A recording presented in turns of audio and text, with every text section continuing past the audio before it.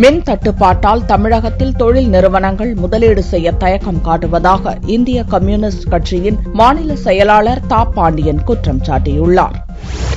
இந்திய கம்யூனிஸ்ட் கட்சியின் தமிழ் மாநில குழு மாநாடு புதன்கிழமையன்று கோவையில் துவங்குகிறது. மாநாட்டை முன்னிட்டு கோவைக்கு வந்த கட்சியின் மாநில செயலாளர் தா. பாண்டியன் செய்தியாளர்களை சந்தித்தார். புதிய பொருளாதார கொள்கையால் தமிழகத்தில் நோக்கியா உட்பட பல்வேறு ஆலைகள் மூடப்பட்டுள்ளதாக குற்றம் சாட்டிய பாண்டியன், மின்மிகை மாநிலமாக தமிழகம் விளங்கும் என தமிழக அரசு அறிவித்ததற்கு எதிர்மாறாக தொடர்ந்து இங்கு மின் தட்டுப்பாடு நிலவுவதால் தொழில் நிறுவனங்கள் தமிழகத்தில் முதலீடு செய்ய தயங்குவதாகவும் குற்றம் சாட்டினார். பல மாதங்களுக்கு முன்பே மின் மிகை மாவட்டமாக மாற்றப்படும் என்று அறிவித்தார்கள். அறிவிப்புக்கு நேர்மாறாக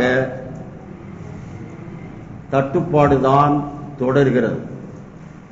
அதனால் நடுத்தர குறுந்தொழில்கள் பெரிதும் பாதிக்கப்பட்டுள்ளன. இதன் விளைவாக இந்த மாநிலத்திற்கு முதலீடு செய்வதற்காக வரலாம் என அறிவிக்கப்பட்ட நிறுவனங்களும் வர தயங்குகின்றன. ஏனென்றால் மின்சாரம் இல்லை என்று. எனவே தொழில்துறையில் பெரிய தேக்கம், முடக்கம் ஏற்பட்டிருக்கிறது. கோவை மாவட்டத்தில் மேற்கு தொடர்ச்சி மலையை ஒட்டிய வனப்பகுதியில் விதிமுறைகளை மீறி கட்டப்பட்ட கட்டடங்கள் குறித்து முழு விசாரணை நடத்த வேண்டும் என்றும் தா. பாண்டியன் கேட்டுக் கொண்டார்.